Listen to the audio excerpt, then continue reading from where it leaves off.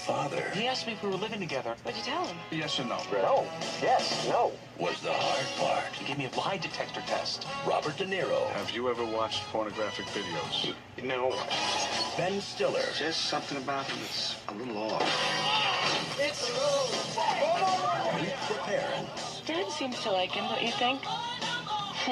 Rated PG-13. So, one of the first real influential movies of the 21st century, I should say, because, this movie not only spawned a successful comedy film series, but it also spawned a couple of TV series. A couple of years after this movie came out, there was a reality show called Meet My Folks. It was basically related to this movie solely because of the lie detector, like the lie detector in the movie. There was a part of the show where this couple, where the person who's coming in would have to take a lie detector test similar to the lie detector test in this movie. But then around the same time, there was also another show around this time called In-Laws, which starred Gene Smart and Dennis Farina, which was, I gotta be honest, not a bad show, but it only lasted about a couple of months on the air, which was, it's a shame because, that was kind of around the time when NBC was still kind of the #1 network, even though, Friends and Frasier were just a couple of years away from being off the network completely, and that completely changed the game for who was running the broadcast networks at the time. But we're not talking about those. We're talking about this movie here, which is basically, you kind of see what the premise is from the get-go. You have Ben Stiller as this male nurse who wants to visit his girlfriend's parents. Girlfriend played by Terry Polo. Robert De Niro and Blythe Danner are the parents, and he realizes that there's more to Robert De Niro's character than he lets on, and of course the hilarity ensues. This was actually a remake of a '92 film of the same name by the writer of this, Greg Glenna, who I think went on to write the scripts for the other movies in the series, and Universal basically bought this, wanting to create their own version of it, and they actually went to Steven Spielberg was actually interested in doing this with Jim Carrey attached to play the leading role in it, and that could have been a very interesting film, seeing Spielberg and Carrey work together, but they left the project, and so they went to Jay Roach, of course, of Austin Powers fame, and Ben Stiller, who was a rising actor at the time. I mean, it works for what it is. The movie is very funny. This is a film that is very well done. It has a lot of love to it. It was a big hit when it came out. It was one of the biggest hits of the year. And like I said, it went on to become one of the most influential movies, the first big influential movie of the 21st century. And it works because you like Robert De Niro and Ben Stiller going at each other. And Ben Stiller's trying to convince Robert De Niro that eventually he wants to ask for his daughter's hand in marriage. And you do buy into the couple. Stiller and Polo, I think, work off each other very well. Blythe Danner has some really good moments in here. You also have Owen Wilson. A cast that includes some other great notable names in here, like John Abrams from Scary Movie, Owen Wilson, James Rebhorn, a great character actor. There's a lot of great things about the movie. I could see people getting a little too annoyed by it pretty quickly, because it is one of those situations where all Ben Stiller really needs to do is to stop doing a specific thing, and it would easily end the movie quicker, but then we wouldn't have a movie in general, because all the comic antics that happen in here mostly come from Ben Stiller's character, and later on Robert De Niro's character doing what they have to do here. But regardless of that, this is still a really funny movie. The airplane scenes alone in this movie are ones that I always go back to. It's the one towards the end of the movie. It's just those are that's my favorite scenes. Those are my favorite scenes in the movie, when he's in the interrogation room and he keeps talking about what's wrong with saying bomb on an airplane. The guy's just you can't say bomb on an airplane. It's just bomb, bomb, bomb, bomb, bomb, bomb, bomb. You're gonna arrest me, and those are funny moments to me, and there are a lot of funny moments in here. There are moments in here that are kind of a little bit much, but overall, the movie is a ton of fun. It's a well-made film. It's really funny. Really clever stuff, really well done stuff, and it works because you have a solid cast here working out for this. And, for Robert De Niro, this was kind of a little return to form, because Rocky and Bullwinkle had come out the previous summer and did not do the numbers they thought it would. So this was a nice return to him. But I still like Rocky and Bullwinkle regardless. But this is a really good movie. I really don't think I need to say too much more about this one.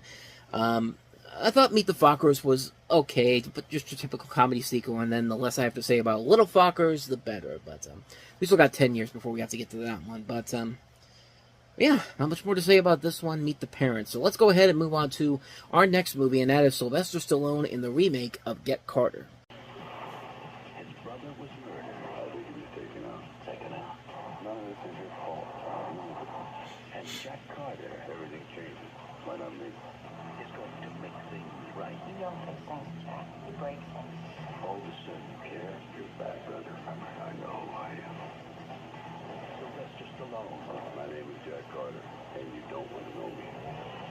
Get Carter. Rated R. Starts Friday. You ever see episodes of Family Guy where they show a Sylvester Stallone caricature? He basically looks like that. He also kind of looks like what Tony Stark looked like in Iron Man. He looks like Robert Downey Jr. in that film. But this is a remake of the 1971 British film of the same name, which actually stars Michael Caine and actually has him in this movie. The basic plot of this movie is simply this. Stallone is basically playing a Las Vegas mob enforcer who travels back to his hometown to investigate his brother's mysterious death. And I've never seen the original Get Carter. And to be quite honest, I don't think the people who made this movie saw the original Get Carter either, because it was heavily panned by critics. I mean, it was a franchise pictures movie. What more can you expect from that? But yeah, the movie just didn't look like it was really. The movie just didn't have anything to it, I should say. I mean, it just feels like. It feels like the most generic action thriller. There's nothing about this movie that really makes it unique or anything interesting. Like, I guess for Sylvester Stallone, it's nice to see him step out of just the typical action movies that he was making around the time, but he did a movie called Copland a couple years ago that was really great. It unfortunately didn't do well, and unfortunately, I kind of stopped him from having that career renaissance that we thought he was going to have after that movie came out. And he's making and he's making shit like this. I mean, this is just a film that is just not engaging whatsoever. Even if you've never seen the original Get Carter, you can just tell this was not a film that really amounted to anything about it. I mean, I'm pretty sure they just saw the title, saw it had a name, put it up there, and it was just basically just like it just didn't feel like there was nothing there. It was such a generic plot, such a mediocre storyline. There's nothing to this movie that makes it stand out in any way, shape, or form. It's a dull, boring movie. It's a movie that really just failed on so many levels. And even if you, like I said, even if you never saw the original Get Carter, you could pretty much tell this movie clearly has not that much to do with the original Get Carter at all, or even the books that these are based off of. But yeah, really a letdown. I mean, this thing could have probably been something more unique if Stallone had actually put more effort into it. And not even him, but not just him, but a better writer and director, like a guy like I'm seeing here. Tarsem Singh was supposed to be director on this back when they first announced it, and as much as I criticize him for what he did with The Cell and some of his other movies, I probably would have been interested to see what he would have brought to this. Maybe he could have made it better, but it was just not meant to be. So yeah, that's Get Carter. So let's go ahead and move on to our next movie, which is Pokemon was still a thing at the time, even though the popularity was waning. So Fox basically took its Pokemon and put it on the big screen, and that is Digimon the movie.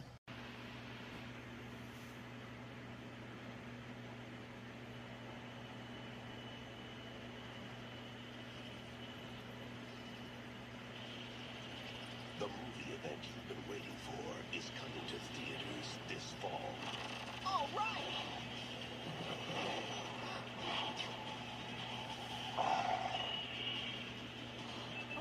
Digimon the movie. On October 6th. Time! What's happening? A digivirus will infect the internet and wage the ultimate battle. You'll never stop me.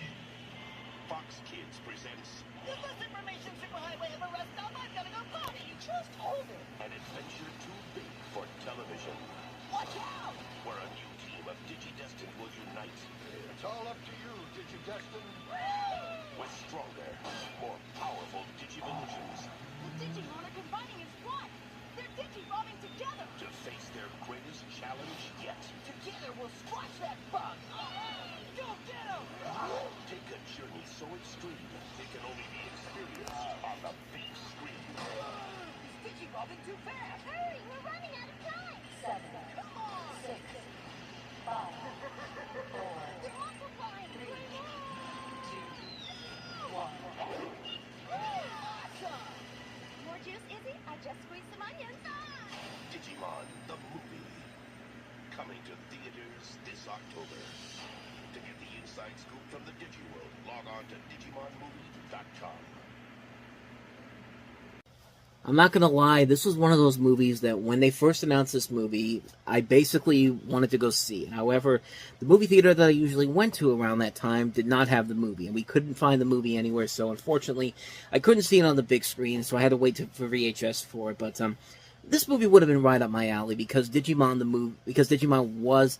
I was liking Digimon more than Pokemon up to that point, but, you know, honestly, at this point, it was kind of not going to last, because by the time the next season had started the year later in 2001, I was kind of pretty much over and done with it, like, that quickly. But what we have here is basically an edited version of 3 different Japanese short films combined together.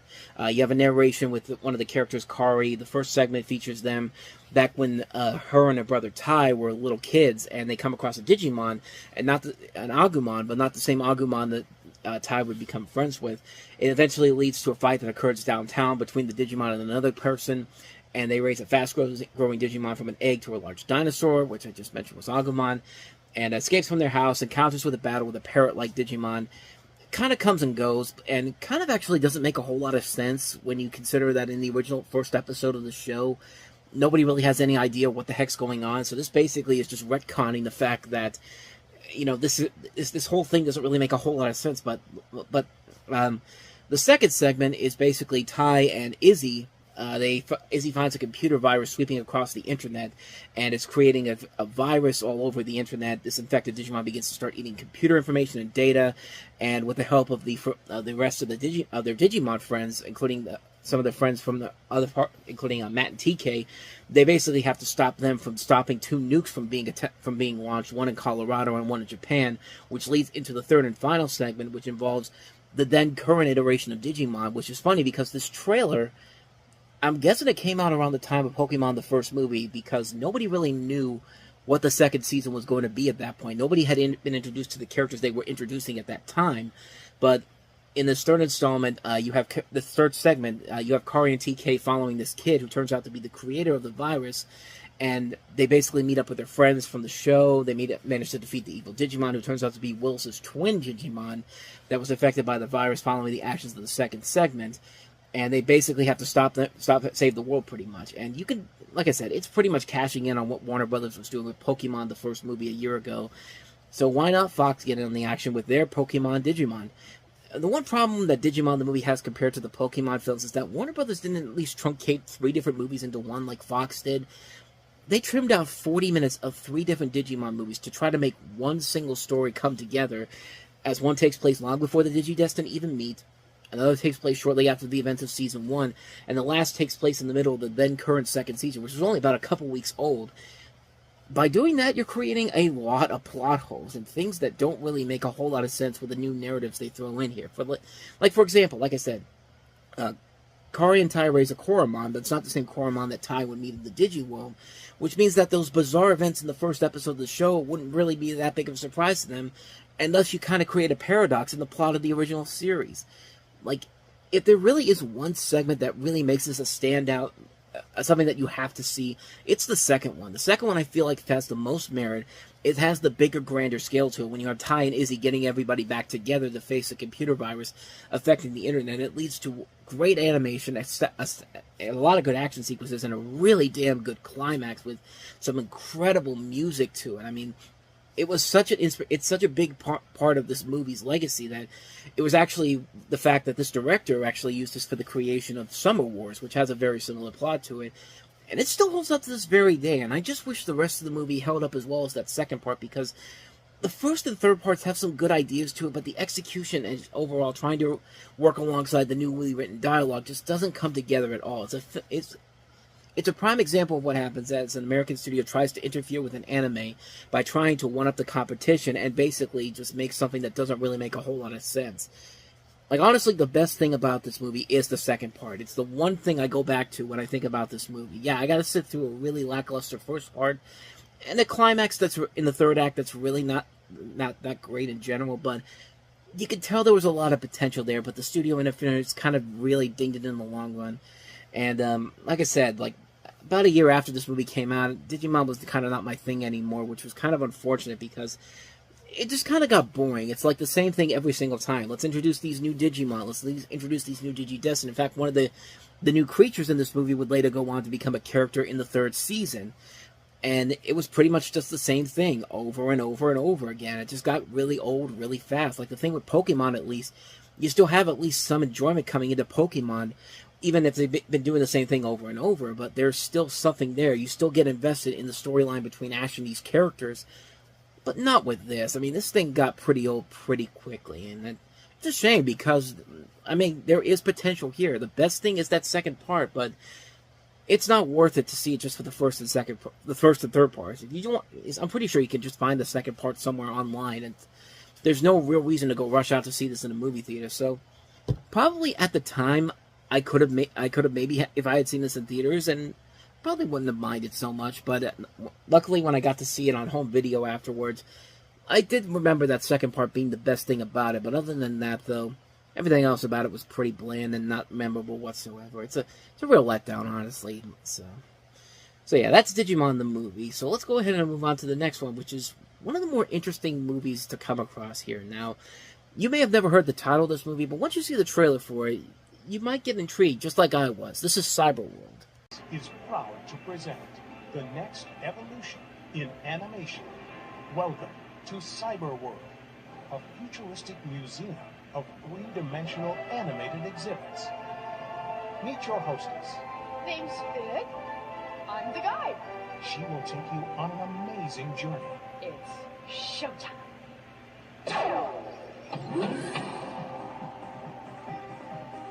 It's a place of incredible beauty and infinite possibilities,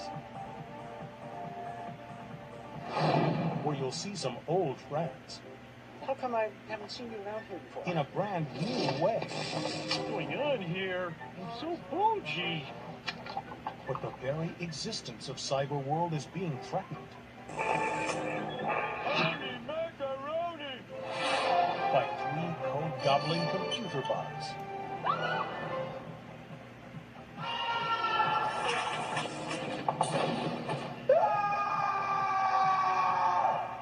Now, it's up to Big Those bugs picked the wrong cyber chip to mess with. to stop them before it's too late. This fall, join the battle.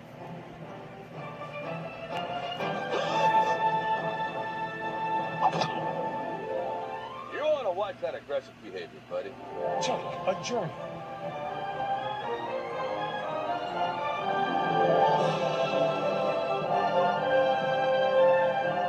And experience the wonder Cool, man.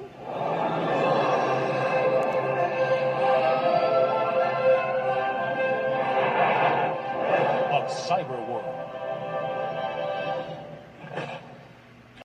So yeah, you have a movie that has characters from the movie Ants and the scene from The Simpsons, the Homer 3 episode from the Treehouse of Horror episode. But like, you probably never even heard of this movie. But I remember the poster for this a long time ago, when I see Homer and also who's the girl from Ants? Sharon Stone's character, Princess Bala.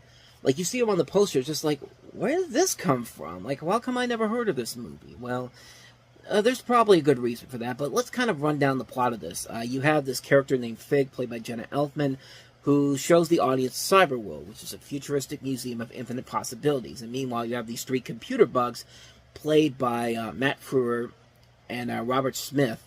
Not the it's not the Robert Smith of The Cure. I thought that for a second, but they come and try to eat the Cyberworld through its number coding. While Fig knows about them and hunts for the destructive computer bugs, she basically presents various short stock clips of computer animated productions, such as scenes from Ants and episodes of The Simpsons post-converted to 3D. So you see in the trailer, like, you think that Homer and the Ants are going to be part of this big storyline.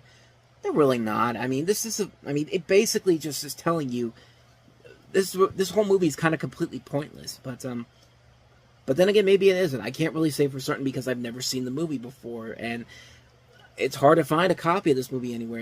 It's never been released on home video, and pretty much for the reasons that you might think, because of copyright issues with Universal Pictures, DreamWorks, and Walt Disney, and 20th Century Fox because of Ants and The Simpsons.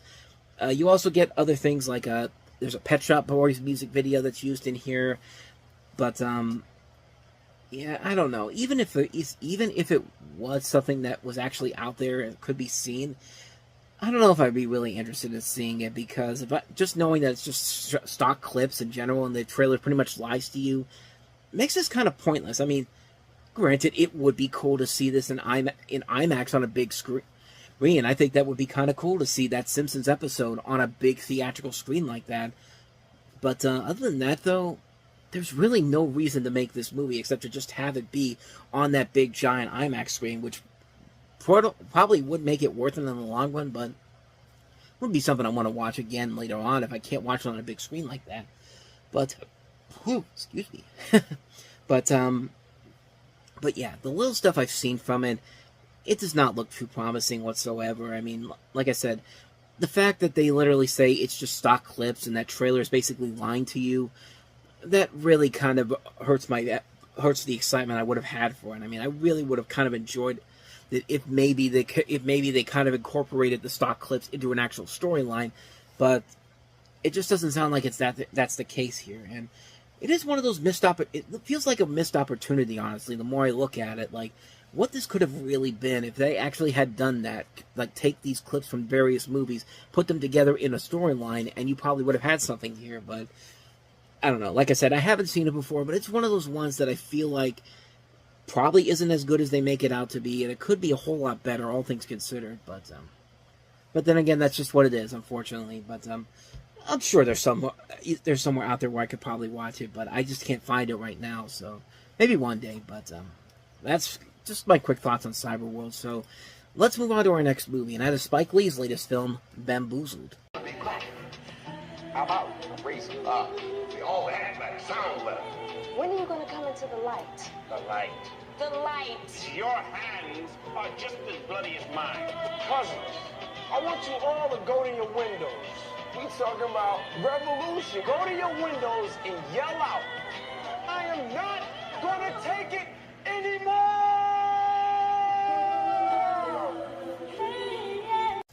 So this is a dark, biting satire of the television industry, focusing on an Ivy League-educated black writer at a major network. Frustrated that his ideas for a Cosby Show-esque take on the black family has been rejected by the network brass, he devises an outlandish scheme, reviving the minstrel show. This is the hook. Instead of white actors in blackface, the show stars black actors in even blacker face. The show becomes an instant smash, but with the success also comes repercussions for those involved. And the plot alone pretty much tells you that this is a film that's going to be very, very hard to really come by. Because, like, honestly, I could not even imagine a movie like this getting made in this world today. Like, this is something that probably, if they had made this in 2023, this thing probably would have not gone well with him. But, in a way, I get what Spike Lee was trying to do with this movie. He wanted to try to return to shock-style filmmaking that made him a household name in the early part of his career by tackling such a risky topic, by doing a blackface in modern times, but it's just mostly kind of meh. It's clear that Lee is trying his best to tell something interesting here, but the script never really goes that route that you would think it would. It never really comes together well enough to make a provocative classic on the level of something like A Do the Right Thing, which is one of my favorite films of all time. Cast is somewhat pretty good here. I mean, they do give some good performances here and there. Damon Wayans, Jada Pinkett Smith, Savion Glover, Tommy Davidson, Mos Def, Michael Rappaport. It's clear that they're trying to flow with Lee's vision for the project, but as far as the film itself goes, it's a movie that has an interesting premise to work with that could have worked, but it never really lives up to the full potential. It comes across as a noble project, but more of a botched delivery. It's kind of like Summer of Sam. The cause is very noble, but the final product simply is not. And like I said, it'd be incredibly hard to try to do this again in 2023 and make it a success. I mean, this thing could easily be taken the wrong way this time in this generation. But yeah, kind of a letdown film overall. It's one I saw one time, and I really have no desire to go back and watch again, unfortunately. So yeah, that's Bamboozled. So let's go ahead and move on to our next film, which is Darren Aronofsky's Requiem for a Dream. The most controversial film of the year is also the one critics are calling the best film of the year. I love you, Harry. Requiem for a Dream is furiously brilliant. Naturally. A thrilling, stylish, and hypnotic film. I like thinking about the red dress and the television. Now when I get the sun, I smile. From Darren Aronofsky, the director of Pi, Requiem for a Dream. Speaking of movies you probably couldn't get away with today, for completely different reasons, Requiem for a Dream. This is Darren Aronofsky's follow-up to his movie Pi, and you basically have a story dealing with 4 characters affected by drug addiction and how it alters their physical and emotional states. Their addictions cause them to become imprisoned in a world of delusion and desperation. As the film progresses, each character deteriorates and their delusions are shattered by the harsh reality of their situations, resulting in catastrophe. You have people like Jared Leto from American Psycho, Ellen Burstyn, who actually got an Academy Award nomination for this, Jennifer Connelly, and Marlon Wayans among the cast in here. Christopher McDonald is also in here as well.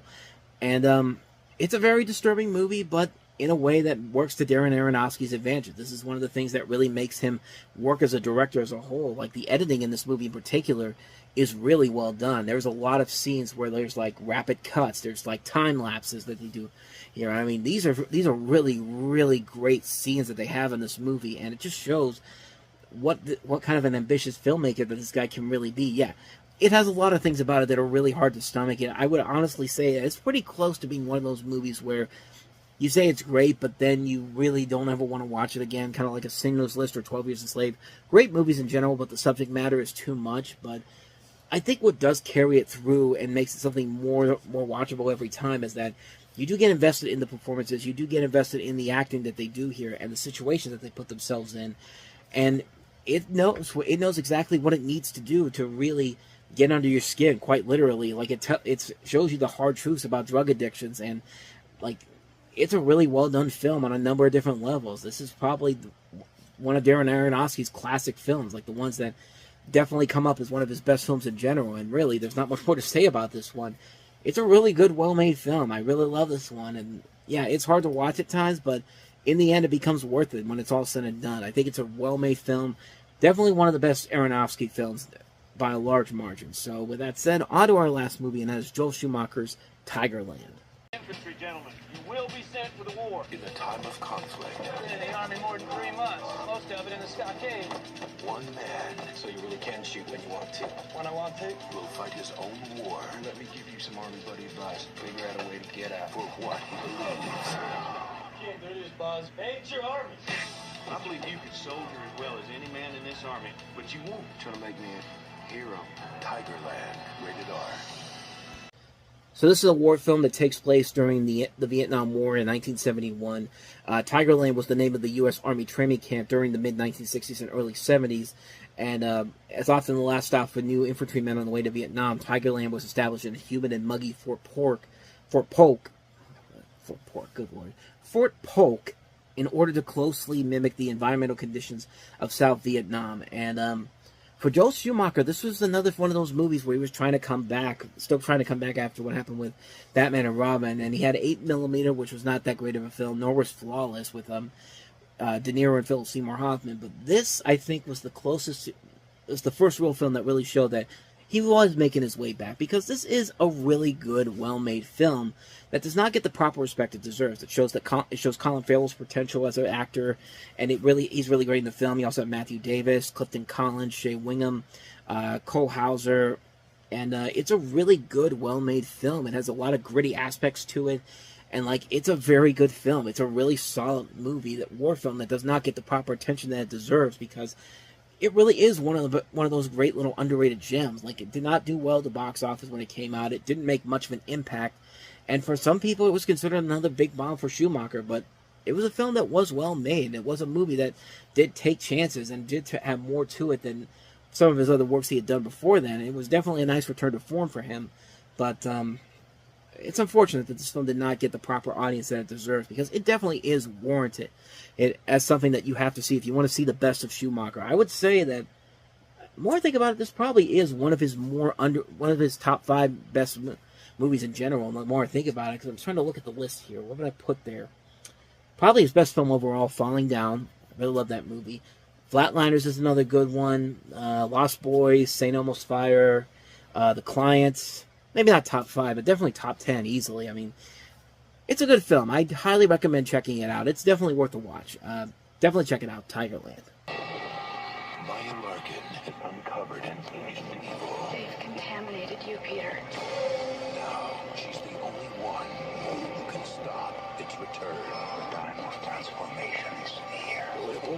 me. You are about to become the Antichrist.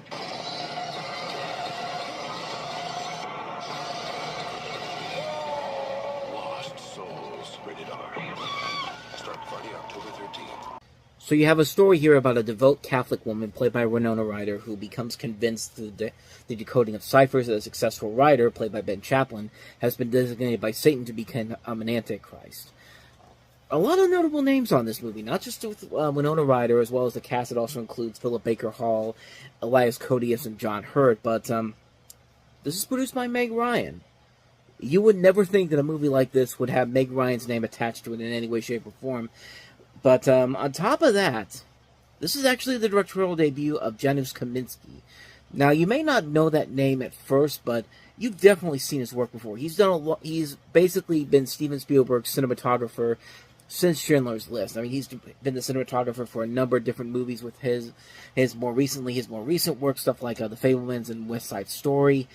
He also did stuff for The Diving Bell and the Butterfly. Like, he's a really good cinematographer, and for a directorial debut, you kind of wish he had something better than this, because, put it this way, this thing was supposed to be released a year prior in 1999. However, because you had End of Days and Stigmata, New Line Cinema basically decided to delay its release, and they moved it to February. And then they moved it because of Scream 3. Then they moved it to September. But then they put out the re-release of The Exorcist. So this got moved back 2 more weeks. And, yeah. If a movie's been sitting on a shelf for over a year, 9 times out of 10, it's going to be bad. Really, really bad. This is definitely a really bad movie. It's a waste of really good talent. It doesn't really have a whole lot to say. It's nothing extremely enjoyable. It's not even so bad it's good. It's just a boring movie. It's not interesting. It's not fun in any way, shape, or form. It's not scary. It has way too many names that should not be anywhere near a movie like this, and it's just a mess. It's a mess of a movie on so many different levels. I really don't think I need to say too much more about this one, because you probably forgot this movie even existed. But it did, and it came, and it went, and nobody really remembers it. So yeah, Lost Souls. So let's go ahead and move on to our next movie. And this next movie is probably not memorable either, but Tim Meadows in The Ladies' Man. Take a bite out of your... Leon Phelps has had more first dates than anyone. They look plastic, but they smell real. Yeah. Because when it comes to talking to women... Hey, Kristen, it's Leon. He doesn't have a clue. It looked like somebody stole 2 fine hams and shoved them down the back of your dress. The Ladies' Man. Leon Phelps, but I've just done my nails. And I'm going to be running away. Please don't be offended by it. Rated R starts October 13th. So this was notable for a number of different reasons, mostly because this was actually Tim Meadows' first major project after leaving Saturday Night Live in early 2000, and at that point he was the longest tenured person at the show before people like Daryl Hammond and Kenan Thompson eventually beat that record. But this is based off of one of his characters. You have Leon Phelps, who is the host of a radio call-in show in which he dispenses advice on the fine art of seduction, for which he seems to have quite a talent. Seeing that he's usually broke, nearly everything he says sounds crass and obvious. He possesses a fashion sense that would have made him good for the 1970s, but seems just plain freakish today. After finally going too far on a broadcast, he's fired, but receives a note from one of his former flames who wants him to come back to her and is willing to support him in high style. This sounds just fine with Leon, except she hasn't signed her name. And now Leon has to backtrack through the numerous conquests of the past and figure out who wants him to work his magic. Meanwhile, you have a group of husbands who have been cuckolded by Leon, led by Barney, played by Lee Evans, and Lance, played by Will Ferrell, who are hot on the trail. You also have Tiffany Thiessen, Karen Parsons as 2 of the ladies in Leon's life, Billy D. Williams as the ultra-smooth proprietor of Lester's Straight Up Lounge. And, when Superstar failed without having it start working fully on the script to make the comedy work, it's definitely the complete opposite here, when a lot of the comedy in this it's honestly really solid. And the more I think about it, honestly, this is probably one of the stronger SNL movies I've seen. I mean, it's not quite Blues Brothers, it's not quite Wayne's World, it's not quite Stewart Saves His Family, but it certainly beats the crap out of something like Superstar, which was really just a lackluster film. What makes it work is that it has a lot of really good, strong laughs. It uses that R rating to its full advantage. You got a great cast that can work the over-the-top material given to them, and a story that actually does work to the character's strength in general, and that we've come to know and love from the sketches, and it gives Tim Meadows a chance to really show what he can do as a leading actor. And I think a lot of that was definitely missing from something like Superstar and A Night at the Roxbury. And I mean, this is not a good movie by any means, but I think it's definitely a lot better than people give it credit for. It's just good, solid, silly fun. A lot of good heart laughs. The plot can get a little too ridiculous at times, and honestly, most of it is very over the top and intentionally silly. And I think that perfectly works for this movie in general. But unfortunately, the film didn't do so well. It kind of crashed and burned at the box office, but I was actually pretty surprised when I saw this again. I really was not expecting this to be as good as I thought it was, but I really found myself enjoying it. I mean, I thought it was a really funny movie. It does the character of Leon Phelps justice. It gives Tim Meadows a chance to really show what he can do as a leading actor. And I kind of wish it did well, because it really shows his potential as a leading actor and a leading comedic actor, and I think he really nails it here. I think he does a pretty good job with it. I think it works. Definitely check it out if you haven't seen it. You might be pretty surprised at how good it actually is. So yeah, that's The Ladies' Man. So let's go ahead and move on to our next movie, and that is Joan Allen in The Contender. Vice President-designate Lane Hansen. We all have to understand, we're going to obliterate a life. You were involved in a sexual deviance? She was putting on a sex show. What exactly happened that night? She was very drunk. It's nobody's business. What is our business? Sometimes you can assassinate a leader without firing a shot. We're both sticking to our guns. The difference is, mine are loaded. The Contender, rated R, starts Friday, October 13th everywhere. So not only do you have Joan Allen here, you have Gary Oldman, who is also the producer. We'll get to that in just a second, because there's an interesting story behind that. Jeff Bridges and Christian Slater. And you have a story here where you have a fictional United States president played by Jeff Bridges, and the events surrounding his appointment of a new vice president played by Joan Allen. The film was actually served as a response to the Monica Lewinsky scandal involving President Bill Clinton, which, of course, he got impeached for.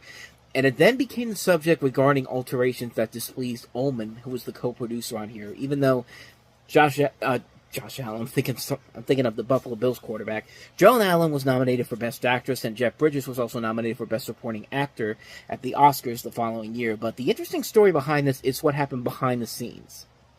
So basically what happened is that around the time the film came out, Gary Oldman, in an interview with Premiere Magazine, alleged that editing cuts were made due to the studio's Democratic leanings. And Oldman and his co-producer, Douglas Urbanski, I should say. Douglas Urbanski reportedly accused the DreamWorks studio and director Rob Lurie of editing the original film to make it more Democrat-based, mainly by making the Runyon character less sympathetic than they originally intended. There's been other interviews, however, where Ullman stated his criticisms were only directed at Lurie, and that the quote was bastardized kind of when reprinted on internet sources. Because the internet back then was nowhere near as where it is right now. But I digress. He went on to complain that his issue with the film was how it became progressively less ambiguous as the editing went on, specifically citing the music as a problem in turning it into a good film about good guys and bad guys. Roger Ebert stated that Oldman's denunciation of the film never happened, and quoted Urbanski as saying, "Oldman is the least political person I know," and taking credit for producing the film independently from DreamWorks, which eventually adopted it. So there was a little bit of a controversy when this movie came out, and I honestly don't remember too much about the movie, honestly. It's been a long time since I've seen it. And from what I remember from it, I thought it was just okay. I mean, I thought the performances overall carried the load pretty much. Joan Allen is Joan Allen. She'll usually give a really good performance. I mean, Jeff Bridges is going to be great usually whenever you put him in anything. So is Gary Oldman. Christian Slater is pretty good in here. William Peterson, Philip Baker Hall, Saul Rubinek, Sam Elliott. A really good cast overall here. But it doesn't really never leave that impact that makes me want to see it again after I watched it the first time. It's been years since I've seen this movie, but what I remember from it, I just thought it was okay. I don't think it really left too much of an impact, me personally, but I thought it was just fine for what it was. It could have been a lot better, probably, but from what I remember from it, I really did not find a whole lot that made me want to say, I need to watch this again. I just remember watching it and just kind of like, it's fine for what it is, but again, nothing too significant, at least in my personal opinion, to really say that you need to check this out. If you want to see some good performances by Oldman, Allen, and Bridges, see it for that. But other than that, though, I wouldn't rush out to see this one anytime soon. Actually, nor would I say about the next movie we have here, Robert Altman's Dr. T and the Women. Every single woman I have ever met got something special about her. From acclaimed director Robert Altman. Kate wants a divorce. Kate. This is the first time I've ever seen you look so scared. Richard Gere. I'm trying to tell you what I'm trying to protect. These women are just crazy. You're different than any woman I've ever known. Dr. T and the Women. Three Davis to see Dr. Travis? We're all here to see Dr. T. Rated R. So you have Richard Gere here playing a doctor, Dr. Sullivan Travis, who is a wealthy Dallas gynecologist for some of the wealthiest women in Texas, who finds his idealist life beginning to fall apart, starting with when his wife Kate, played by Goldie Hawn, suffers a nervous breakdown and is committed to the state mental hospital. Dr. T's eldest daughter, Dee Dee, who's played by, if I remember correctly, Kate Hudson, she's planning to go through with her approached wedding despite the secret that she's a lesbian and is romantically involved with her maid of honor, Marilyn, who's played by Liv Tyler. It's been a while since I've seen this movie, so I'm trying to remember the names here. You have Dr. T's youngest daughter, Connie, played by Tara Reid, who is a conspiracy theorist freak who has her own agenda with everything, with his loyal secretary, Carolyn, played by Tory Bolt, played by Shelley Long, who has romantic feelings for him, which are not mutual. His sister-in-law, Peggy, played by Laura Dern, meddles in every situation she encounters. Only one woman, golf instructor Bree, played by Helen Hunt, offers Dr. T any comfort of salvation. And those are just some of the many, many names in this movie. I mean, I didn't even touch on Farrah Fawcett being in this movie. Robert Hayes is also in here. You also have Janine Turner, Lee Grant, Sarah Shahi, who, of course, went on to go star in Paralegal. And it was a former Dallas Cowboy cheerleader, but there's a lot of good people in this movie, and it's Robert Altman. Robert Altman usually makes a lot of good, underrated gems. This one, not so much. I think this is one of those movies that's just kind of like, it's passable. It's nothing too significant. It's nothing too extravagant. It doesn't really tell much of a story, honestly, that really makes you want to go back to it.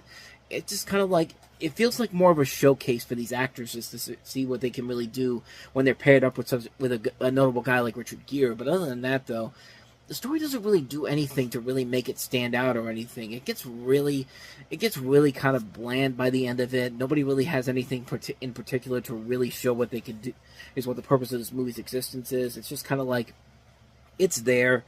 It doesn't really do anything to really make me say that you should check it out. It's a movie that, like I said, I saw it years ago. I barely remember too much about it, honestly. It's one that I was just kind of like, I saw it, have no real intention of ever going back to seeing it again, but I don't know, maybe I'm wrong on that. Maybe this is actually more than an underrated gem for some people, but for me personally, I didn't see it. So, yeah, that's Dr. T and the Women. So, on to our last movie, and that is Billy Elliot. Inside every one of us is a special talent waiting to come out. The trick is finding it. Why don't you join in? From the producers of 4 Weddings and a Funeral and Notting Hill. Let's do football, not Bali. Comes a movie poised to sweep the world off its feet. If you're making up a 10 best list this year, you'll only need 9 more. Go, Billy! Billy Elliot, rated R. Now playing in select areas, opens everywhere November 3rd. So the story of Billy Elliot is that you have this working-class boy, played by Jamie Bell, who discovers a passion for ballet. His father objects based on negative stereotypes of male ballet dancers. And the story is that basically he's trying to prove everybody wrong, including his father. And it's probably easily the best movie of the entire weekend, and it's really hard not to see why. It is a nice coming-of-age story about this kid who finds something that he really finds himself getting invested in, and he's trying to prove to everybody that, hey, there's a way I can do this without looking like a complete weirdo. I mean, he does show that he has the talent to do it, and I think the story does a very good job of handling it very well. You got great actors to work it. Jamie Bell, who of course we know later on wanted to star in King Kong, and he also was the voice of Tintin in Adventures of Tintin. But he shows a lot of acting potential in this movie, and he really makes it work here. You do buy into the chemistry between his father and him. Like, you really believe that father-son relationship. You have Julie Walters giving a good performance as his ballet teacher. The dancing's really good here, and you can see why this went on to become its own stage musical and its own phenomenon in its own right. It's a really good, well-made film. Directed by Stephen Daldry and produced by the same people that did Four Weddings and a Funeral. Stephen Daldry, of course, went on to make stuff like The Hours, The Reader. He actually did a musical version of this, the musical movie version of this. But it's a good film. I recommend. Elliot Richards needs a life. Here to me, Elliot. It's all about first impression. Go over there, say hello. But most of all, he wants Allison. Hi. Hi. Do I know you? Oh, I sure hope so. We've only been working together for the last 4 years. I don't think I've ever seen you before. I'm here with some friends, and I was wondering if maybe you wanted... Elliot has never had any of his dreams come true. I would give anything to have that girl in my life. Until now.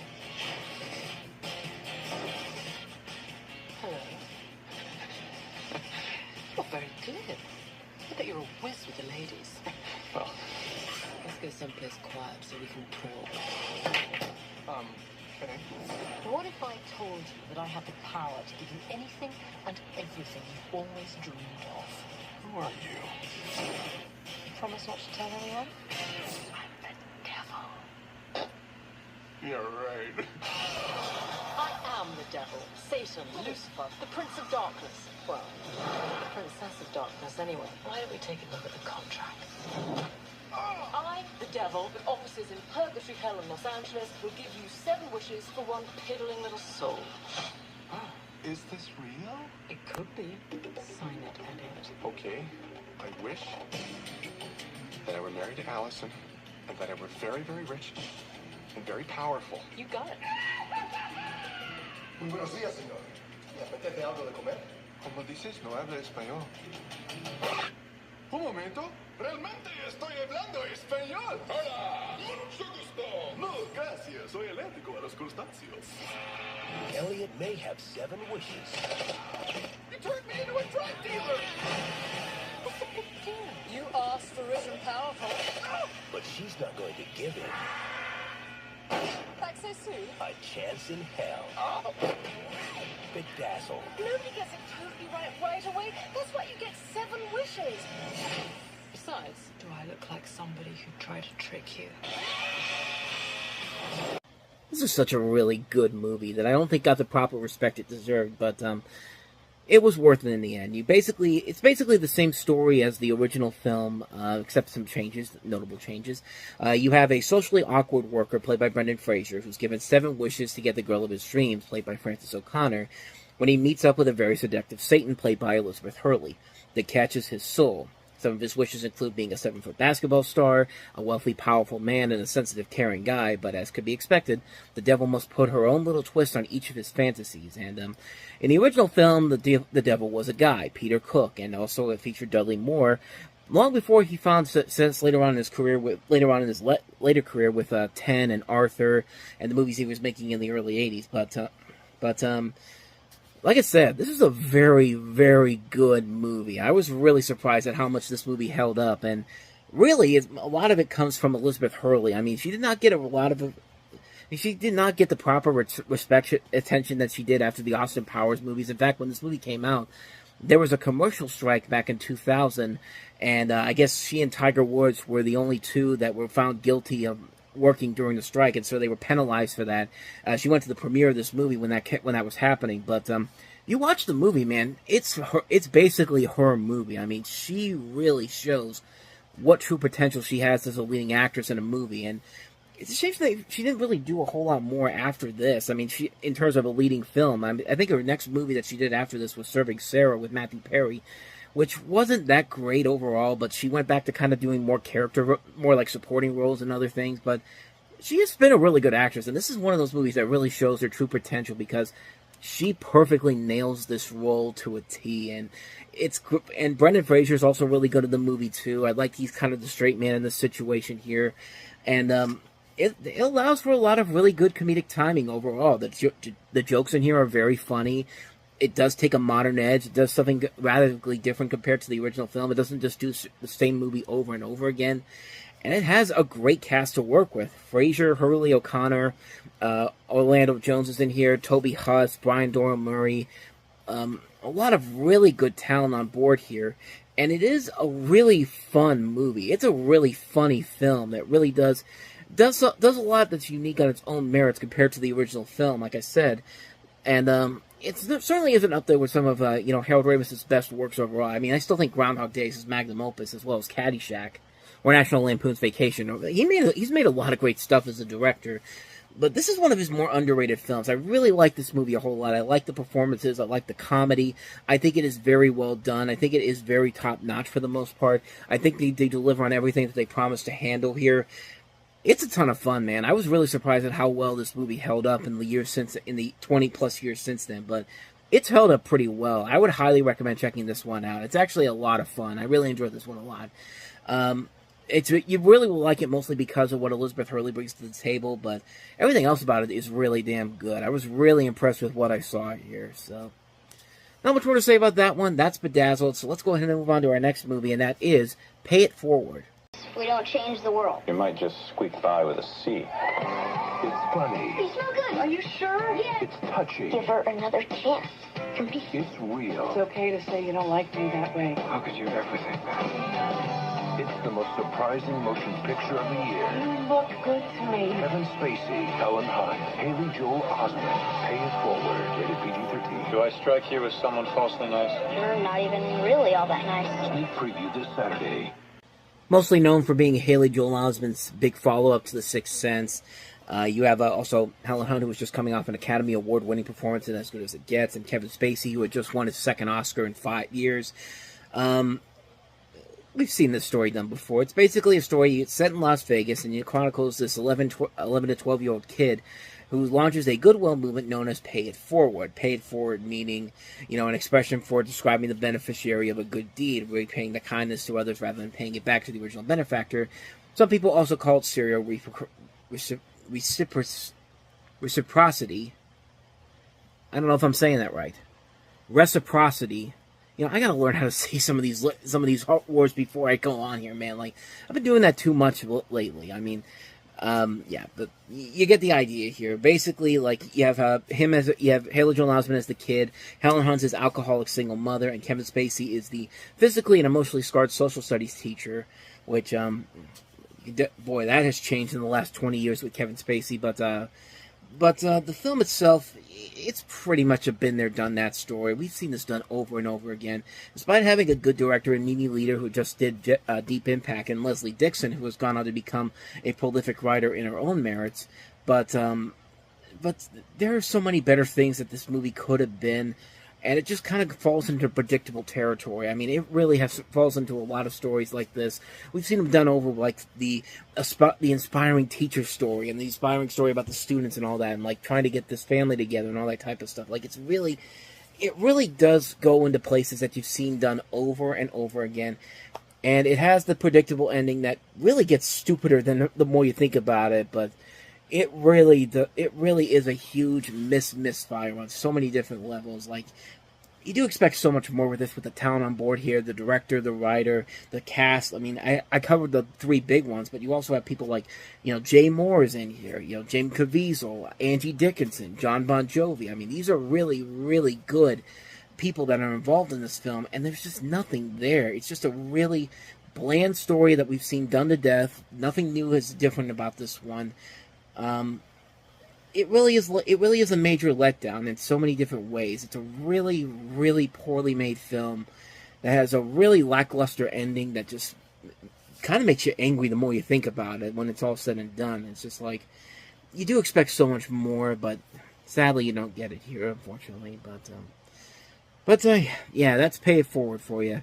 So with that said, let's move on to our last movie here, and that is Jackie Chan in The Legend of Drunken Master. It takes years of practice to become a master. But for this master, Here you go. it only takes one drink to become invincible.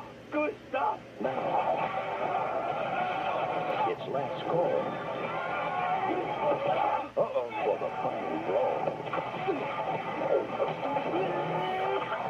Jackie Chan, The Legend of Drunken Master, rated R, in theaters everywhere, Friday. So there's a weird releasing pattern here, because this movie is actually the sequel of Drunken Master that came out in 1994, because the original Drunken Master came out in 1978. So the first movie in Japan, it came out in 1978. I don't think it hit movie theaters until 2001 or 2002, but this is supposed to be they marketed this as the first movie in the series, which it was literally the sequel. Like, it's literally the second film that came out in 1994. I guess the first of two movies that came out in 1994 with him in it. But this was another one of those movies where studios were just trying to bring out all the Jackie Chan movies because he was to the U.S. because he was such a hot commodity with Rush Hour and Shanghai Noon. And this film in particular, it's really, really... That's the fact that this is the sequel to something that's actually being described as the first movie. It's not a good sign going forward. You basically have a story here where, in turbulent China before World War I, the collapse of the Manchu dynasty fuels violent uprisings and political chaos, which ends up being the perfect setting for a grand-scale smuggling ring led by an unscrupulous British consul. While the ring plots to steal the crown jewels of China, only one man, the legendary Drunken Fist Master, played by Jackie Chan, possesses the courage and ferocity to stop the ruthless gang. And, you know, as the movie itself goes, I think it does deliver what it's supposed to deliver. But at the same time, though, like, it's kind of hard for me to really, really get invested in this, even though it is a really good film. But the fact that this is a film that is supposed to be the sequel to a film that came out almost 20 years prior to it, and has not been released up to this point. If I had seen this around then, I don't think I would have appreciated this movie like everybody else did. I'm seeing a lot of good reviews here, maybe because but then again, they probably already saw the original film when it came out, but I don't know. Like, to me, like, if I had seen this, then this was my first introduction to the Drunken Master. Instead of seeing the first Drunken Master film, I probably wouldn't say it's all that great, but it's still a good movie. I still really enjoy it. I still really enjoy a lot of the action sequences. You know, Jackie Chan's doing what Jackie Chan does best. But you know, I don't think I like it as much as everybody else does. I mean, I don't know. Maybe it's because of the fact that it is the fact that this is a sequel that's supposed to come almost 20 years after the original film, and yet here it comes here as the first film in the series. But again, I don't know. Maybe I'm thinking too much into this. Maybe I just need to watch it again. I just didn't get that same spark that I think a lot of other people did with it. I mean, it's not a bad movie by any means necessary. It's a good film. I just didn't see it as this great film, mostly because of the fact that it came first before all these other films before even the first one came out. And again, maybe that's just me. I haven't seen it in a while too. I should probably mention that, but I should probably watch it again at some point. In fact, I maybe should watch it again pretty soon. I mean, I feel like I need to see some of these movies again. But like I said, it's good. It's a good film. Maybe I didn't get that excitement that I think a lot of people did when it came out, mostly because of the fact that the first film was Drunken Master in '78. But again, I haven't seen it in a while, so I have to probably go watch it again. So that is The Legend of Drunken Master, or Drunken Master 2, whatever way you want to look at it.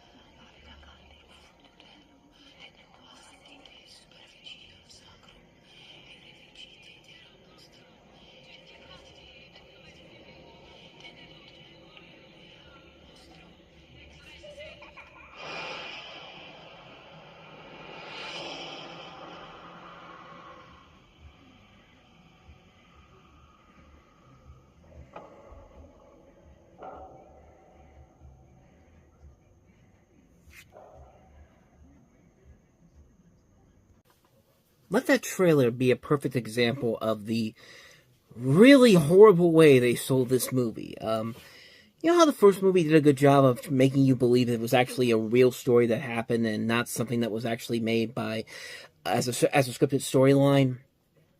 Yeah, they didn't do a good job of handling it this time around. I felt like this was something that was being rushed out almost immediately after it came out. No thought was being put into this whatsoever.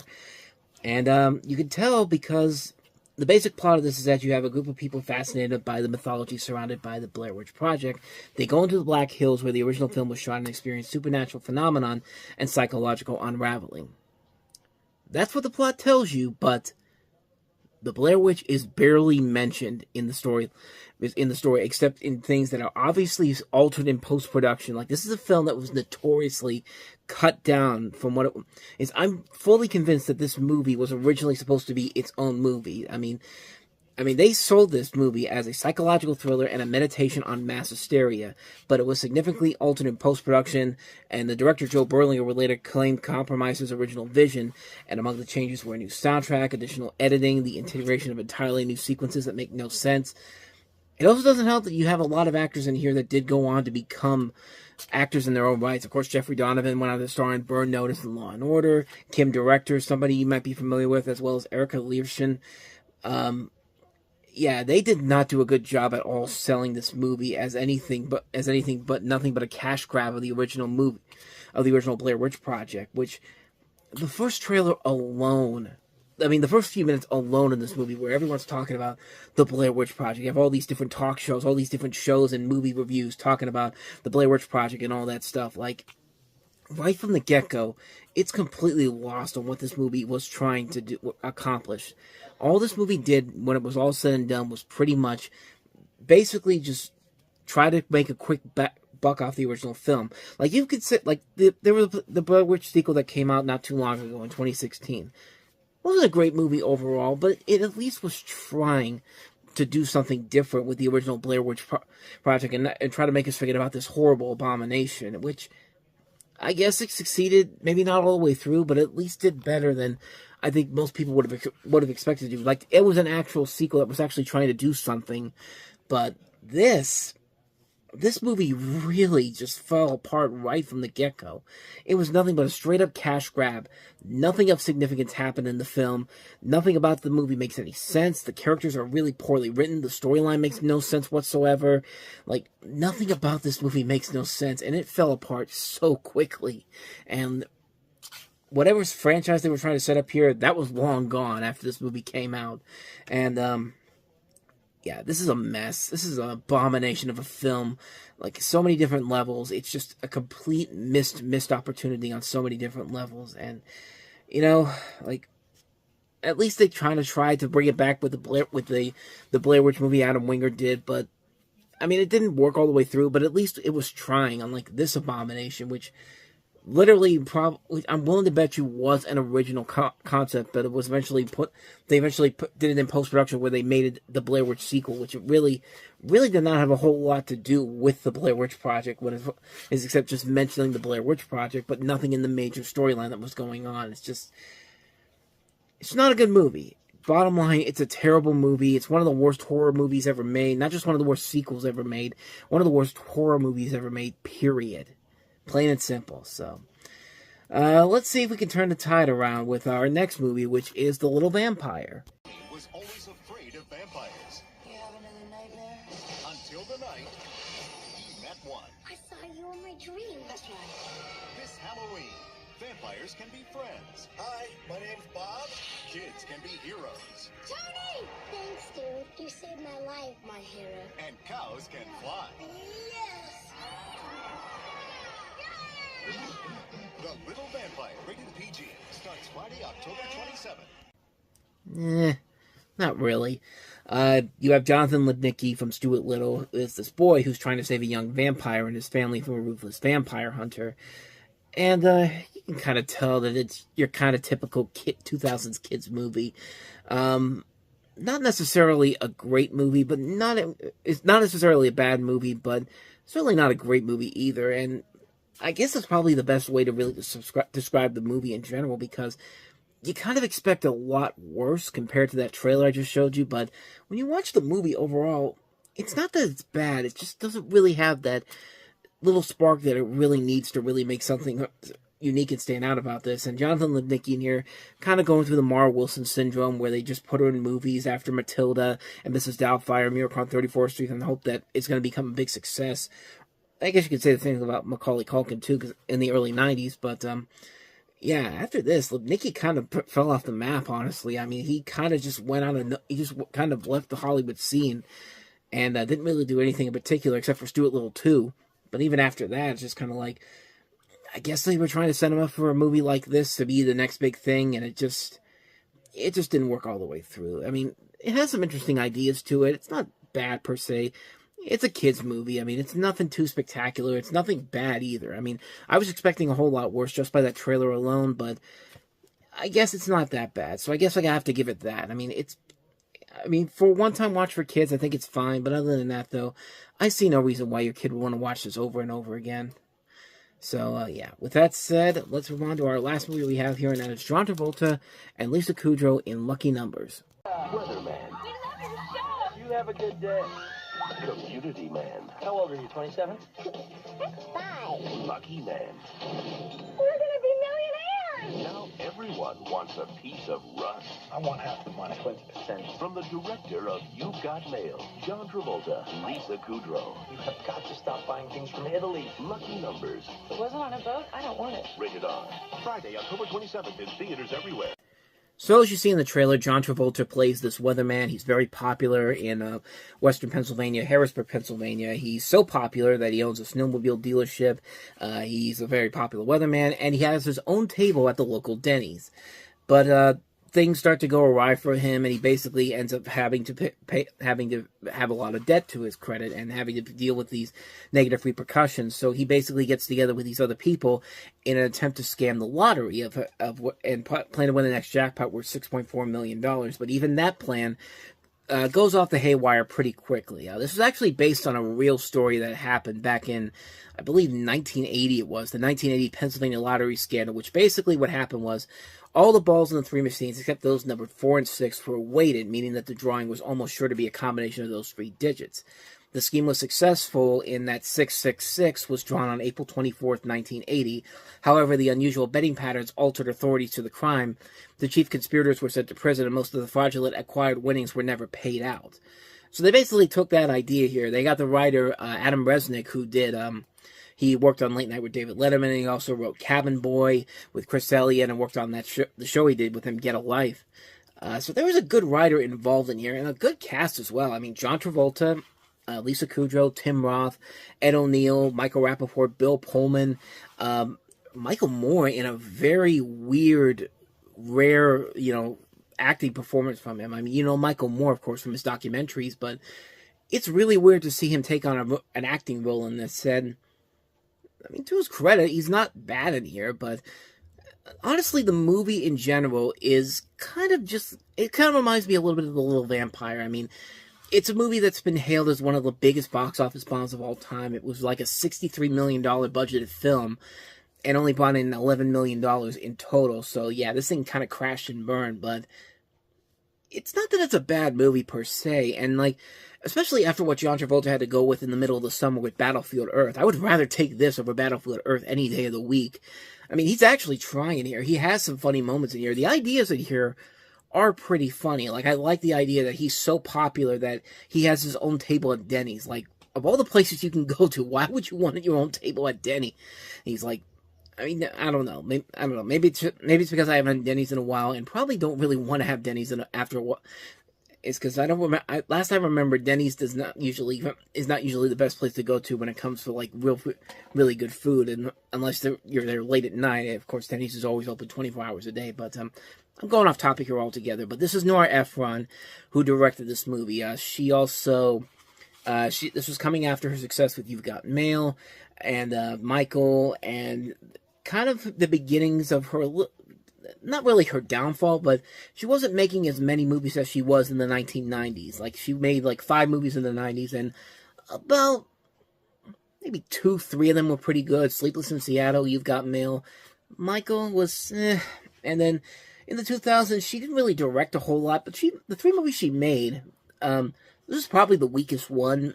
Bewitched, which I know a lot of people really did not like, was actually not that bad, and Julie and Julia was really, really good. That came out at the end of the year. I think that was one of my favorite movies that came out that year in 2009. But this movie isn't that bad. I mean, it's not that great either, but one of the worst movies of the year? I'm not going to go that far. I mean, the writing overall is okay for what it is. The direction's not too bad. Everybody's trying their best here, but you can kind of figure out right away where the story is going to go, and I think that really is the stumbling point for the film, is that it's very predictable. It's not really all that funny. Some of the lines in here are not really all that great. Excuse me. Anyway, sorry about that. But, yeah, it has some good ideas to it. It's an interesting story that they put together here, but I don't know if this is the right path they really should have taken with it. I feel like you should have gone much darker. Either go much darker or do something like kind of like an Ocean's 11 type of movie that we get the year after this. Like, make it a really smart, sophisticated heist comedy. I mean, Ocean's 11 worked so well, but then again, you had somebody like Steven Soderbergh working on that one, and this one doesn't really take those levels that I think it really should have taken. There's a lot of good talent in the cast, but just not enough execution there, not really a whole lot of clever ideas or good storylines in general to really make it work. And you do kind of expect a whole lot more from it, especially with the talent on board here. But like I said, this totally beats the crap out of Battlefield Earth. I would rather watch this again any day of the week. And for that, I got to give it a little bit of an extra point here. Not a good movie, but not a bad movie either. Kind of a mixed bag.